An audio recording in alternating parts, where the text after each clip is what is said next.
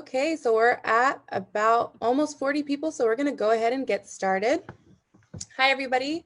My name is Aminta Kuyate, and I am the Pathway Development Director for the White Coats for Black Lives UC Berkeley UCSF Joint Medical Program chapter.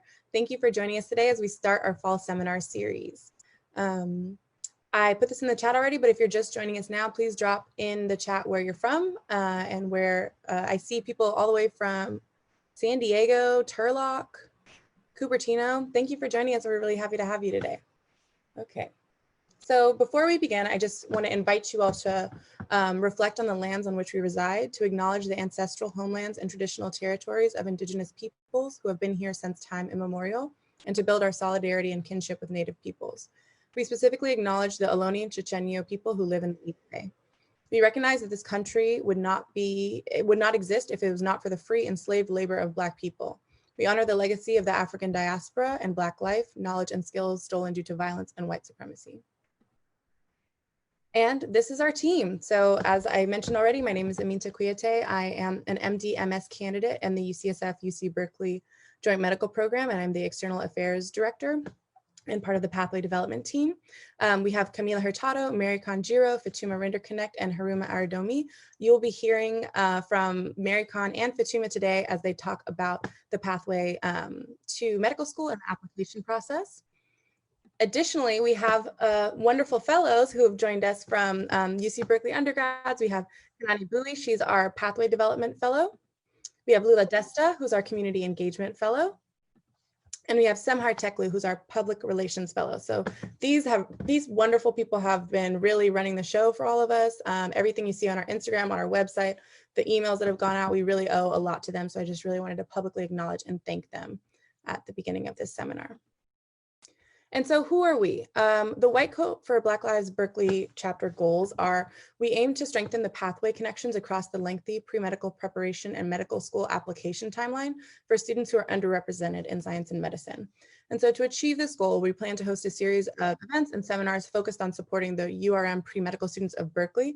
And clearly, as we're seeing from the chat, we have people coming all the way from New Jersey. So we're really hoping to create kind of a network for people to really demystify kind of the application process.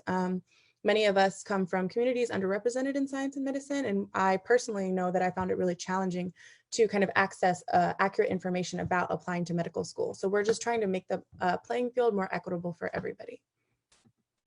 And so who are you? This is from the registration for the seminars. Most of you are what you would consider other. We have a range of first year, second years, third years, fourth years, some fifth years. I think we welcome you wherever you're coming from, and we hope that we can be helpful as we go through the seminar and our future seminars.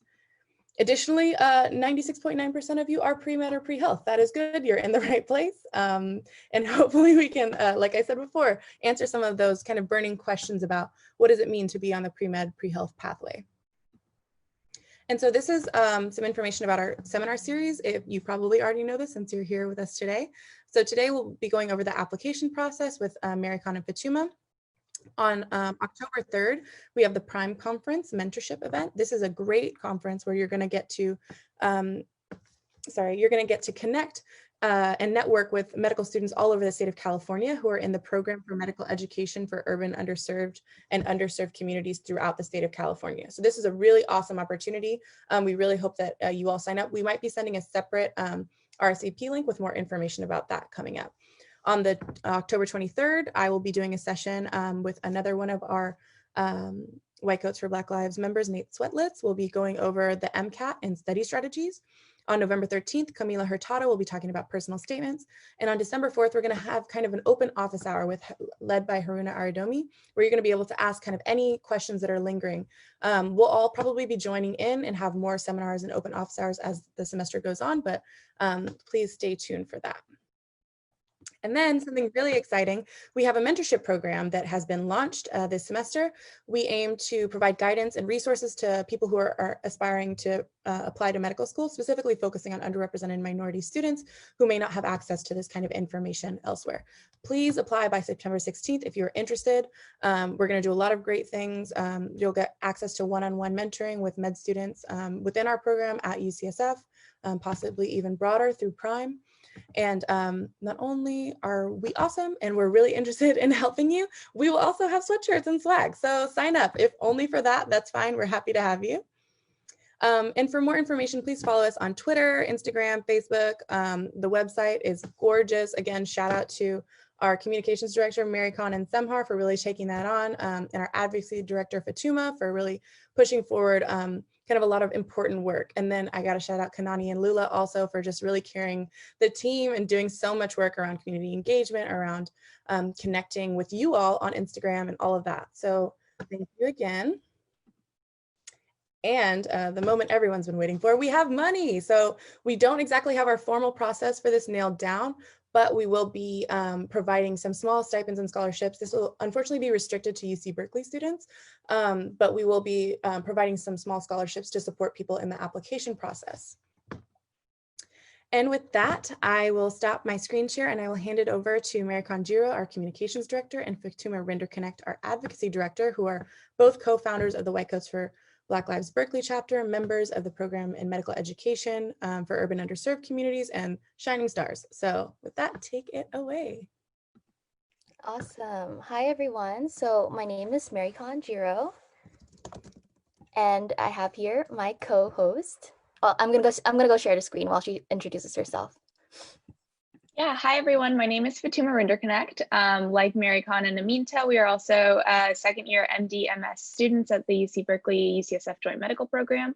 Mary Khan is going to be doing the first half of our presentation today, and I'll be joining for the latter half, and we'll be taking questions at the end. We're so happy to have you guys. Yes, we are so happy to have you guys. And I also want to shout out Aminta also for putting on all this amazing work and coordinating all of us to be able to share this. So can everyone see our screen? Yeah?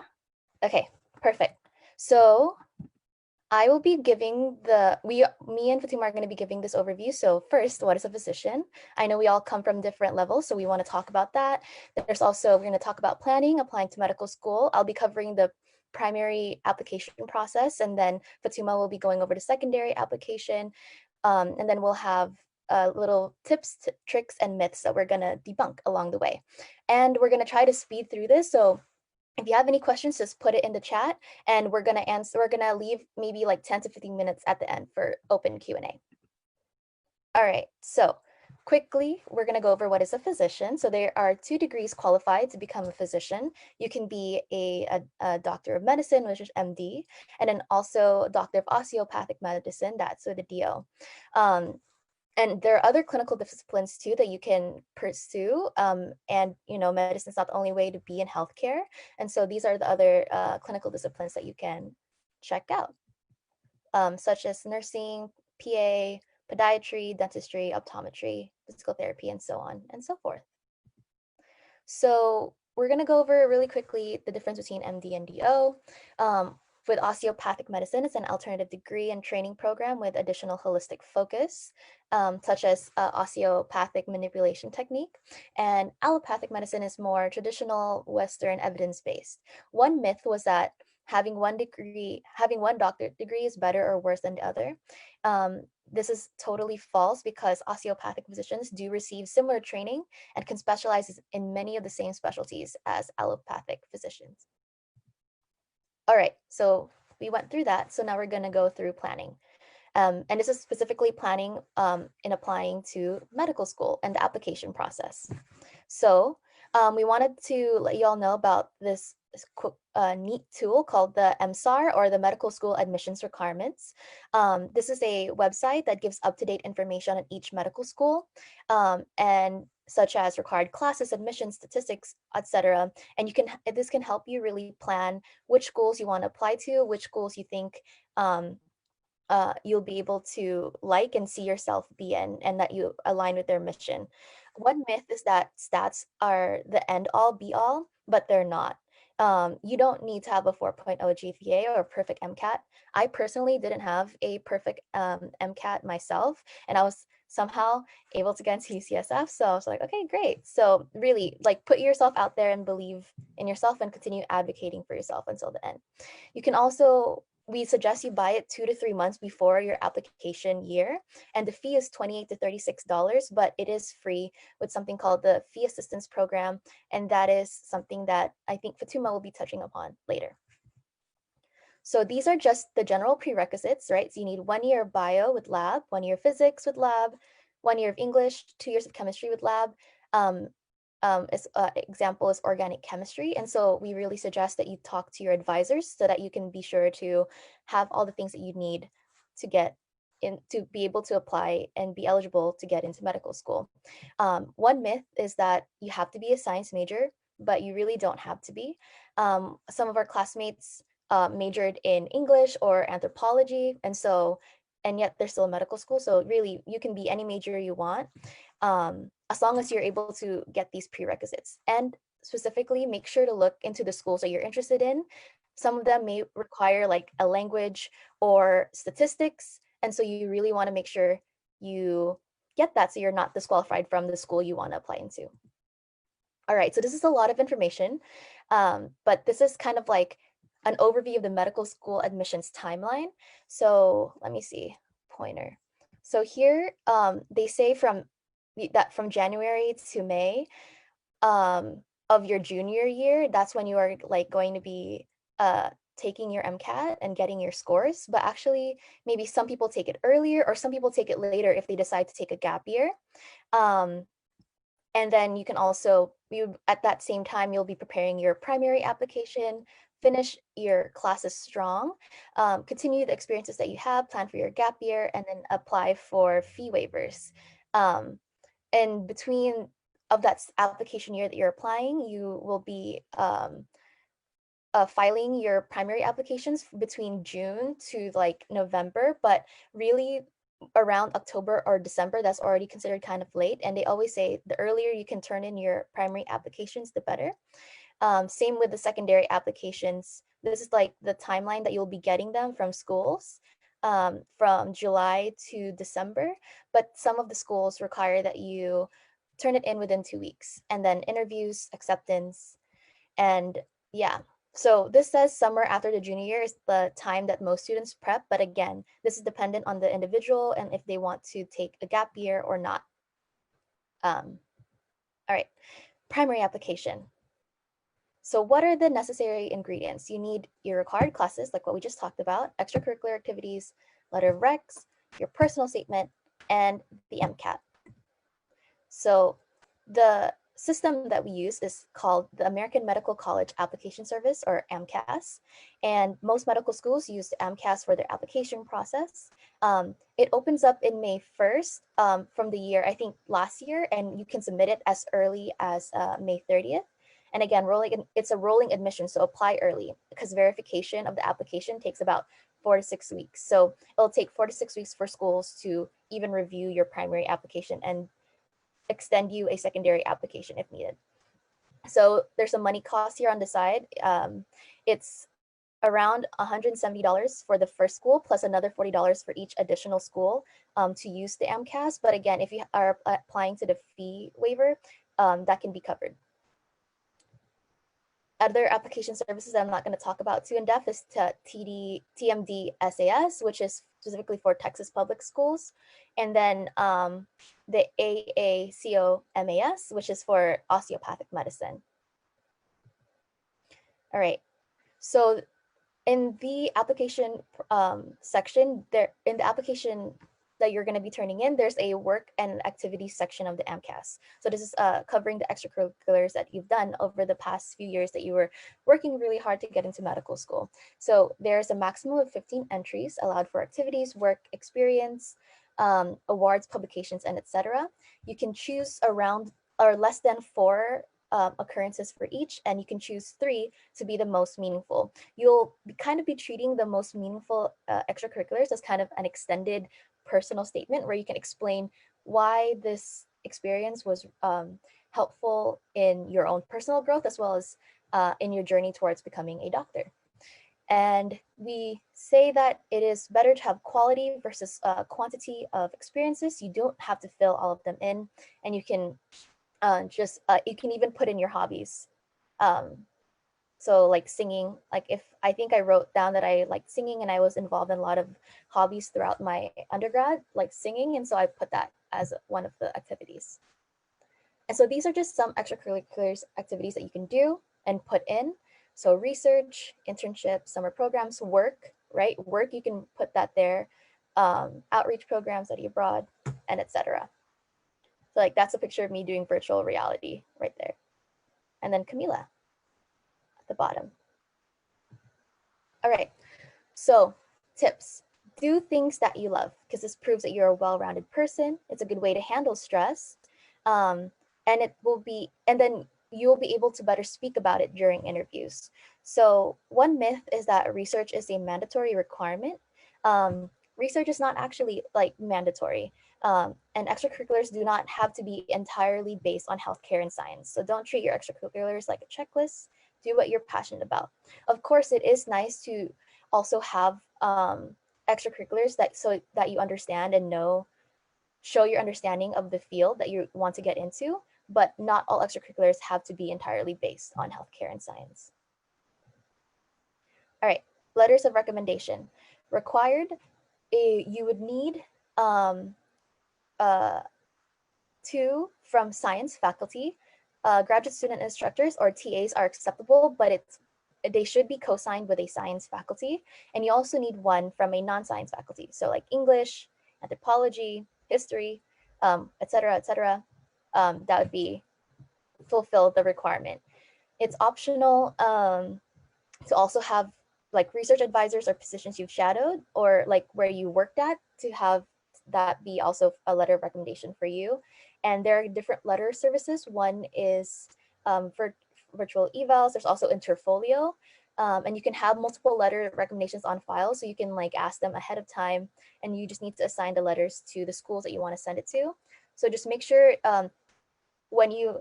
after your application process and you were able to get into medical school to cancel the subscription, because I was charged like an extra $50 because I didn't cancel my subscription. But that's like way ahead of the time. Just wanted to let that in. Okay, advice. Ask. There's a lot of information on here, and I'm pretty sure we're going to share the slides afterwards. But one is that you could really ask your letter of rec in person if they can write you a strong letter of recommendation, and then come prepared with everything that they would need to be able to do that. So your CV, your resume, personal statement, and it'd be best if each letter can show a different side of you. And ask 1 to 2 months before deadline so they have time to do this. Again, each school has different requirements, so make sure to check the MSAR. And maybe one way to be able to get a good letter of recommendation is to choose a smaller class, like a upper division class, so that they'll able to get to know you better and you can talk to them more. All right, let me just see how many more. Oh, that's a lot. Okay, so personal statement. Why do you want to be a doctor is kind of like the same prompt every time. Some key qualities you want to show is sincerity, maturity, empathy, compassion, motivation, and be proactive. And one thing that I really want to focus on this slide is to show and not tell. So show like why you really want to be in medicine, show like show through your experiences how you are a mature, empathic person rather than saying, I was empathetic when I took care of.